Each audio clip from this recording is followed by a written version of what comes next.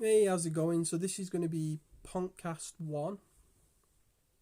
We're going to be talking about FGC topics, general life topics, I suppose, life lessons, things like that. Probably not going to be that crazy of an episode 1. I might plan future episodes, but just as to get this off the ground, essentially I can't do my videos downstairs because of the quarantine. My son's just always there, and then when he's in bed, obviously I can't be loud and whatnot to do videos. So I'm just upstairs at the moment recording this, and hopefully people enjoy it. It's not a clickbait. Oh my god! Wow, thriller minute thing. It's just like if you ever watch like H3 where they just talk about stuff. It's just gonna be me rambling on. So feel free not to watch. But for those that kind of want to listen to what I've got to say, this could be for you. This could be for you.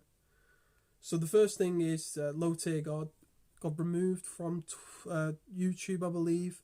So that this is a good sign because I believe from what I've seen, his community and what he represents is a negative overall. I don't think it's a positive force in any way, shape or form.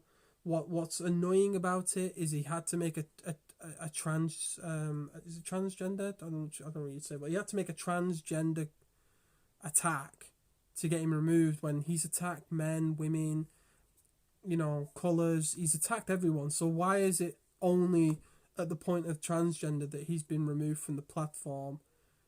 I'll never know. But it's not equality, is it? If somebody's attacking someone, racist, whatever, they should just get removed regardless, and it shouldn't have to become some sort of issue like this. The girl involved in this, essentially, she also had her dirty laundry aired, and the general consensus on that is just don't ever use it. I mean, it's different for me in the UK. It's not really a well known. It's not really a well used word. I think maybe it's more. It's a different cultures and things, like it's used different areas, but yeah, it's not really a thing for me. But you just gotta not. It doesn't just slip out. You have to be using it in either your head voice or in general terms often to have it slip out. And if you're doing that anyway, you should be punished. So yeah, arguments there, like, but both parties are in the wrong. Two wrongs don't really make a right, to be honest. But the attack from low tier god was completely ridiculous and totally uncalled for. And I've heard him do very similar things to men and women for years. And the only thing that annoys me is that the moment it's a transgender issue, is it gets, and it's so common across so many things at the moment where the transgender lobbyists will just crucify anyone that's not on the exact same page as them, and all I want is just a level of quality playing field. But I don't think that'll ever happen, because when you have marginalized groups, the marginalized groups tend to always have a lot more pulling power because they're marginalized, which maybe that's just the way things are. So there was the sort of low tier god debate.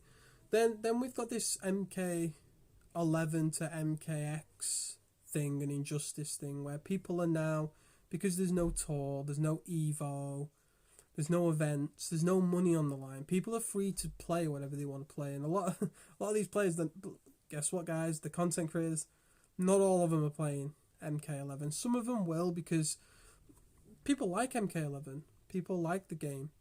Just because I don't like the game and I find it boring doesn't mean other people don't. It's like maths. I don't like maths. I like chemistry and stuff, but I don't like maths.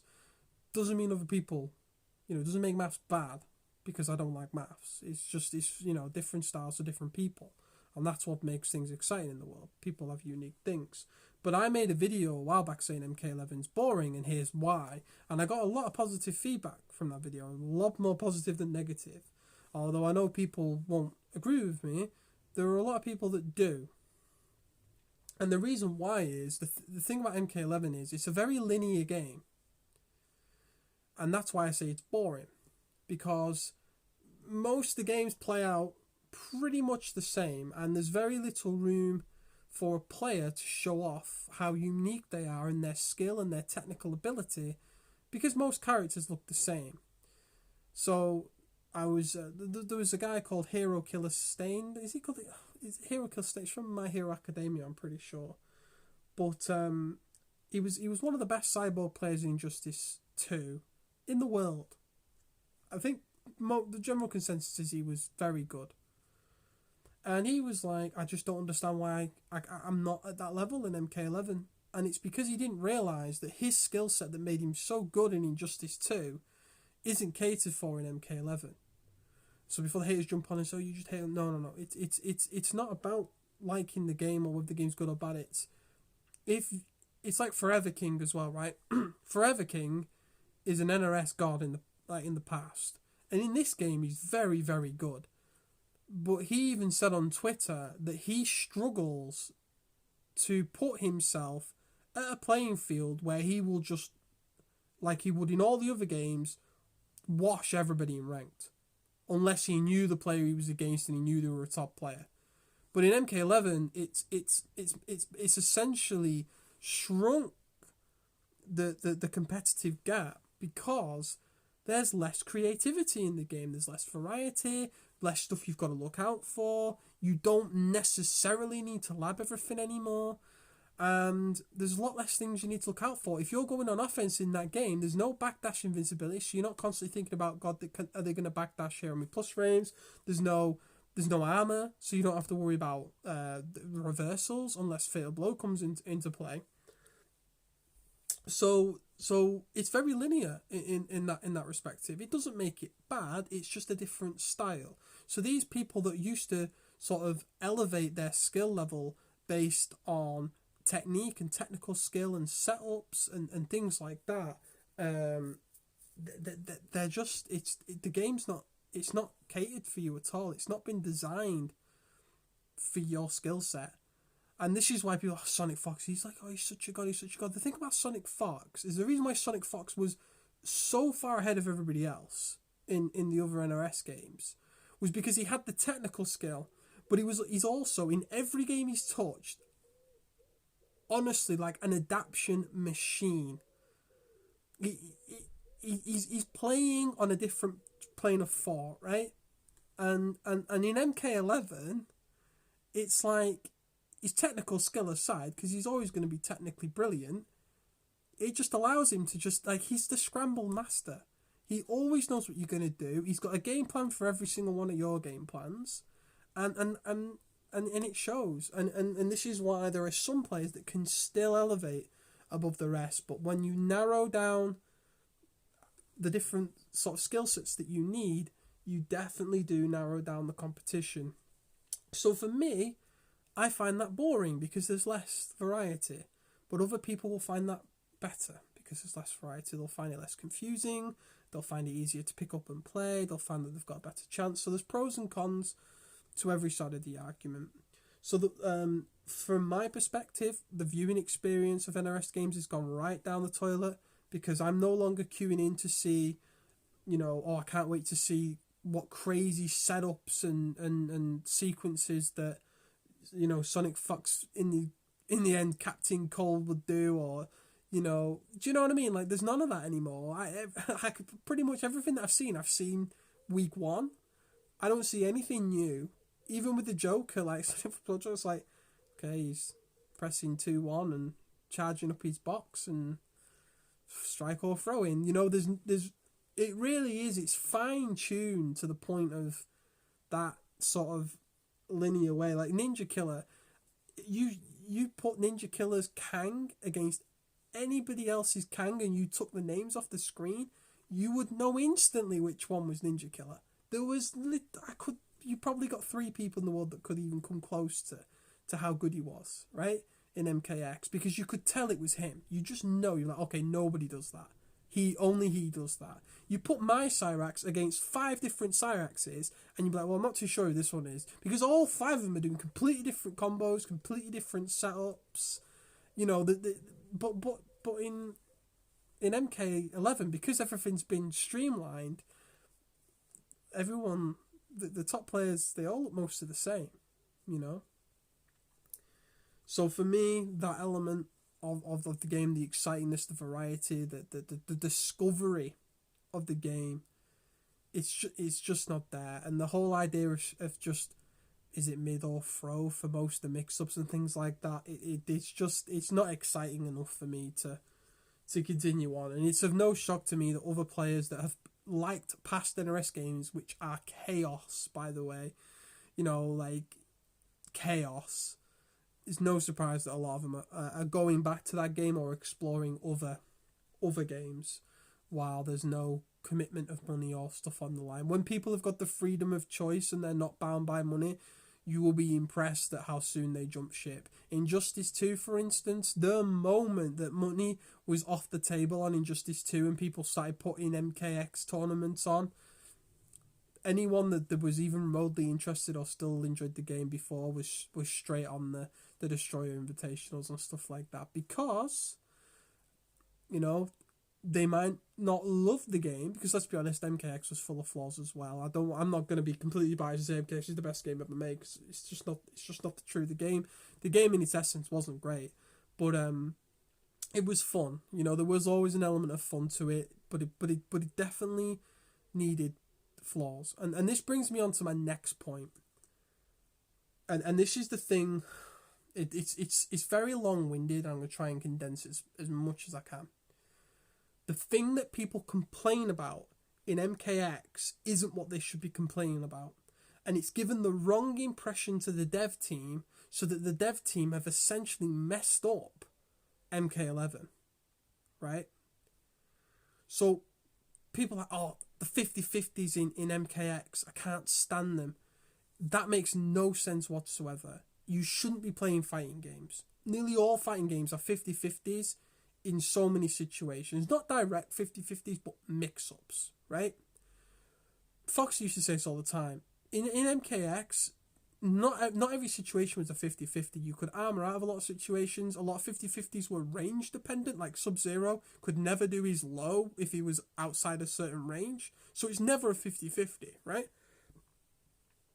So that argument alone is just like, yeah, MKX, it did have vortexes, it did have things like that, but most characters had dirt. But the difference between MKX and MK11 is that in MKX you could backdash with invincibility frames if you got your character out of anything. You could armor. Now I don't agree with launching armored reversals at all, but having a reversal on the cast, not everyone, but having a reversal is necessary in a lot of games, because what it does is, if you have a reversal, it stops your opponent from mindless offense. So if you're just mindlessly going in, being checked by a reversal will make you go, oh god, yeah, he's got a reversal there. It had a meter system as well tied behind it, so that if you weren't active, you weren't building meter, you weren't doing resource management, you were going to lose, because you were going to lose on the resources as well. You wouldn't have the breakers available, you wouldn't have that thing. Now, there were certain cases where that was abused, and that's a negative, like, for instance, Melina just zoning until she's got breaker, and then zoning until she's got breaker. Those are things that are patchable. Those are things that can be fixed. But it doesn't mean that the core engine's bad. The other thing that people just don't complain about and have gifted us wrong is, there's nothing wrong with mix-ups. The problem is when the mix-ups are plus on block or jailing to another mix-up. Demolition Sonya. So let's say there's a mix-up, right? And the low option leads to a full combo, but the overhead option, the low option's a full combo, maybe even the overhead option's a full combo, right? But the low option's safe on block, but the overhead option's full combo punish, right? You're going to be blocking low most of the time, okay? But there's going to be some instances where the player's going to get greedy because you're blocking low and try and go for an overhead, and you can out-mind game them by them blocking overhead. It's unreactable, so you've pretty much guessed at this point, and you get a full punish. That was the issue with MKX. They would have a low and an overhead, probably both leading to a full combo, but you weren't rewarded for making the read on the block. You were punished. You were punished for making the right read because your opponent's either still plus or they're jailing into another 50-50. So it wasn't one mix-up. it was multiple mix-ups, or mix-ups that left them not only safe, which shouldn't really happen anyway in some cases, or plus. That's what people should be moaning about, but they weren't doing it. And the devs teams got confused. They're like, people don't like mix-ups, or we'll just have to take away overheads that do any meaningful damage. So guess what people do? They don't go for overheads anymore, because for some reason not only did they make short hop overheads full combo punishable on block, they lead into a splat, which is terrible in that game because the wake up system's just a mess. So you don't ever really want to knock your opponent down unless you've done good damage or you're trying to zone them out. And you know, and there's very few characters that just have an overhead in general, and they're like 20 plus frames, so they're not necessarily a mix up, because you can react. So they got it right with Sub-Zero in terms of, you know, Sub-Zero's like the mix character in that game, and he, you know, when he mixes everybody's shit. But I think it is full combo punish on block, and it's kind of like the 50-50's done right. But it's like with Takeda and MKX, he'd just do 50-50, EX Kunai, LOL, 50-50. That was the problem. The fact that he was plus, not the actual mix. The mix is fine. Give people the creativity. Give them dirty sequences and setups. But if you guess right and block correctly, reward the defender. Reward the defender with a punish. What NRS have done is they've took away the mix, the creativity, and narrowed down all mix-ups to just basically strike throw. But what they should have done is kept the level of creativity in there as best they can, but make sure that at worst the mix-up returns to a neutral situation. But depending on the reward of the mix-up and things like that, give them a full combo punish. So when I see things, and you can go on my Twitter, I think it's at Punks the UK or something. You go on there. There was a guy today. Oh, this is terrible. This is everything I hate about MKX and all that lot. But you look at the sequence that's happened, and like the guy was mashing on. It's not him, but somebody else mashing on plus frames. Let Jackie jump in when he's playing Scorpion. And Scorpion literally had the best anti-air in the game. The game was fast anyway.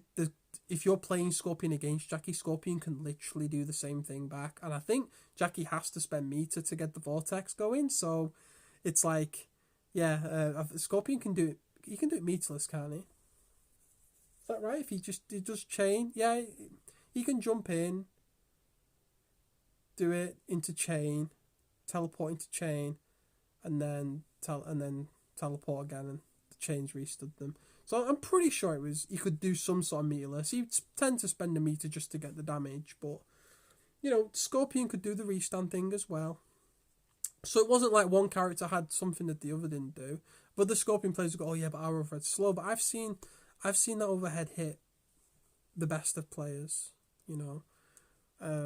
And it's kind of like, you know, Jackie doesn't have the same things that Scorpion has in anyway. You know, like, sure, she's got probably the best 50-50s in the game from overhead low standpoint, but, you know, Scorpion had teleport, which he could cancel, things like that. So again, I'm not here to debate tier list. I'm just here to debate the fact that people complain about the things they shouldn't do. That Scorpion in that sequence could have armored out. He could have backdashed at certain points. He got hit by stanky legs on plus frames and things like that. Like, he got outplayed like massively and lost the round. And instead of just going out, this is where I should have adapted. If he was Vortex by Summoner Quan Chi in the first patch also, or Infinite, I'd be like, yeah, that's bad, right? There was no Vortex here. There was none of that. He had options, right? In MK11, you can have the same sequence. You get jumped in on, you get jump kicked. I could show you a sequence on MK11 where I've tried to down to a jump kick. The jump kick just took me out. I've been knocked down, and then I've like guessed wrong twice on wake up or something, and I've died. Or I've been in a pressure situation where I can't armor out. I can't do anything. You know, there's nothing you can do because they've removed backdash invincibility. They've removed that. Or I've been done into a sequence into an interactable grab or something. Right? So neither game is completely free of the blame game. Like, neither game is. It's that they're both as bad as each other, but what's important is the feedback that goes back to the dev team is the right kind of feedback, because you don't want the dev team getting confused about what people actually want, what they think they want. So when they remove all these 50-50s and mix-ups from the game, that's not the right feedback. The right feedback is actually, we really like there's all these options in the game, but what we want is, if we do block overhead low, on depending on the character and stuff, I get rewarded for defending that correctly and guessing correctly, other than, oh god, I blocked Sonya's overhead, she's thrown a grenade, is it overhead again or is it low this time? And she was looping it.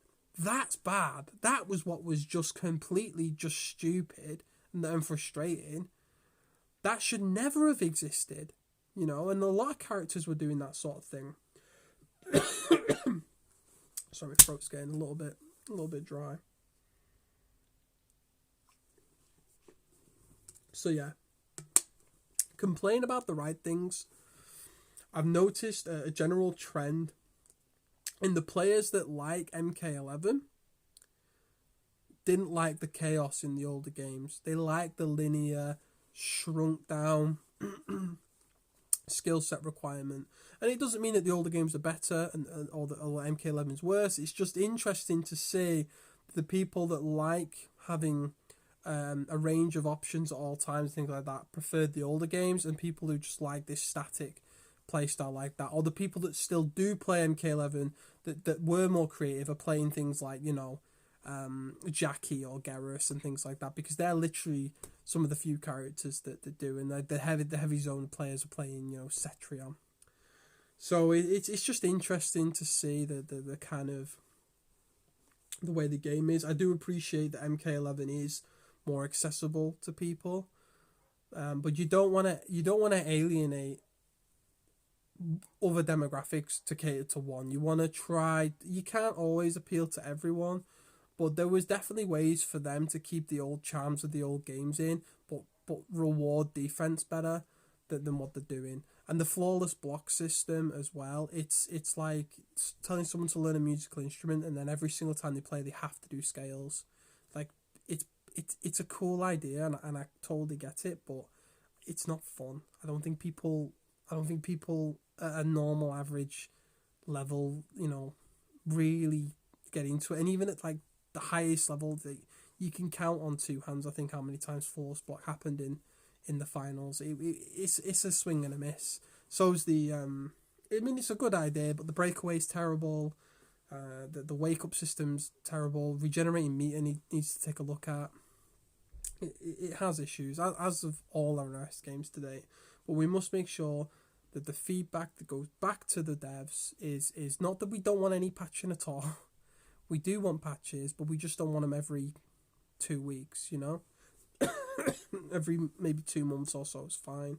With regular community updates, informing people what they're looking at, what may be too strong at the moment, things like that. And also acknowledging the fact that we did enjoy all the grind from the old games, but just make sure that if you are trying to pull off something cheeky, that there is an actual punishment for that. So, that's it in regards to the MK11. I'm not surprised that people are going back to the older games. I think it's kind of natural. I think at the time we're at now, which is because I kind of want to keep these all below 30 minutes, because it's kind of a long enough time as it is. I think I'll leave it there. Let me know which game you like the most so far in the NRS. If you come from another game, let me know what other game you really enjoy playing, and tell me why you like it. Don't tell me why you dislike the other game. If I just say, I like X game for X reason. And and then you may, if you like, let's say you did like Injustice 2. Why is that? Because it's so important to understand why people like games, not why they dislike them. Because then you can put all the ideas why people like games into one big game. Does that make sense? So don't focus on the stuff that people don't like. Focus on what they do like, and and do what you do right really well. That'll be it for this one. So this is the end of Ponkcast 1. And on the next podcast, I'll talk about Final Fantasy VII Remake, any FGC news that pops up, give my thoughts and feelings on that one, because I have finished it now. That will have spoilers in it, but there's a lot to talk about with that game, and it was such a fantastic experience playing it, and we'll go over that in the next one. So thanks for watching, guys. See you in the next one. Take care. Bye.